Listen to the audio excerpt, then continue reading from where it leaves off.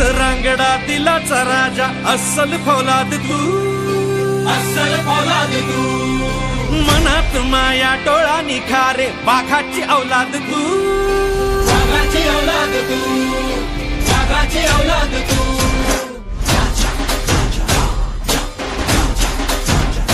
हो मर्द रांगडा दिलाचा राजा अस्सल फौलाद तू, अस्सल फौलाद तू, मनात माया डोळा निखारे वाघाची औलाद तू, वाघाची औलाद तू, वाघाची औलाद तू। राजा माणूस हा दिलदार लखलखती नंगी तलवार आपला राजा, राजा माणूस हा दिलदार लखलखती नंगी तलवार आपला राजा। अडल्या नडल्याचा मैत्र होतो, सत्य न्यायाचा मंत्र देतो, वारा होऊन क्षणात येतो अन रानाचा बनवा होतो। राजा माणूस हा दिलदार लखलखती नंगी तलवार।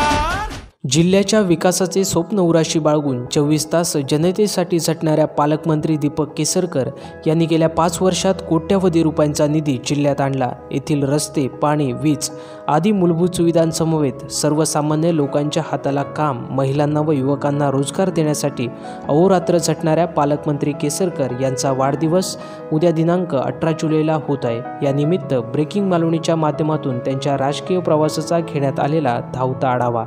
गर्भश्रीमंत कुटुंबात सोन्याचा चमचा घेऊन जन्माला आलेल्या पालकमंत्री दीपक केसरकर यांनी जिल्ह्याच्याच नव्हे तर राज्याच्या राजकारणात आपला एक वेगळा ठसा निर्माण केला।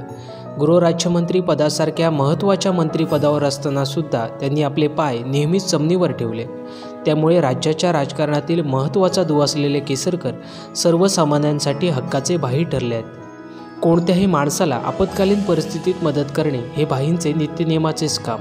सर्वसामान्य लोकांना, महिलांना आणि युवकांना रोजगाराच्या संधी मिळाव्यात या विचाराने केसरकर यांनी आपण मंत्रिपद स्वीकारल्यानंतर चांदा ते बांधा ही योजना अंमलात आणली। या योजनेच्या माध्यमातून अनेक हातांना रोजगार देण्याचे काम त्यांनी केले। एरवी राजकारण करताना अनेक लोक वरवरचे राजकारण करतात, परंतु केसरकर यांचे राजकारण त्या प्रकारचे नाही।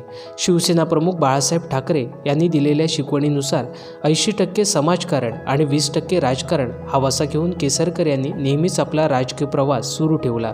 या प्रवासात त्यांना अनेक चढउतार सहन करावे लागले। आज जरी केसरकर मंत्री असले तरी त्यांच्या या यशामागे मोठे बलिदान आहे। तत्कालीन परिस्थितीत जिल्ह्यात दहशतवादाचे वातावरण होते। अशा वातावरणाचा बिमोड करण्यासाठी पालकमंत्री दीपक केसरकर यांनी राष्ट्रवादीसारख्या पक्षात राहून टक्कर देण्याचा प्रयत्न केला, परंतु त्या ठिकाणी त्यांना म्हणावे तसे यश मिळाले नाही। त्यामुळे अखेर आपल्या आमदारकीचा राजीनामा देऊन त्यांनी हे बंड पुकारले। यावेळी केसरकरांनी घेतलेली भूमिका योग्य की अयोग्य असा प्रश्न लोकांकडून विचारला जात होता। असे असतानाच केसरकरांनी पुन्हा एकदा शिवसेनेच्या माध्यमातून राजकारणात यावे अशी मागणी मतदारसंघातून होऊ लागली। त्यानुसार पक्षप्रमुख उद्धव ठाकरे यांच्या प्रमुख उपस्थितीत केसरकर शिवसेनावासी झाले ते कायमचेच। आज त्यांचाही पक्षाकडून यथोचित गौरव करण्यात आला। माजी मुख्यमंत्री तथा शिवसेनेचे कट्टर विरोधक नारायण राणे यांच्यासारख्या बड्या नेत्याचा पराभव केल्यामुळे केसरकर यांना मंत्रिपदाची लॉटरी लागली। पहिले ग्रामविकास व अर्थमंत्री व आता गृहराज्यमंत्री असा त्यांचा प्रवास सुरू राहिला।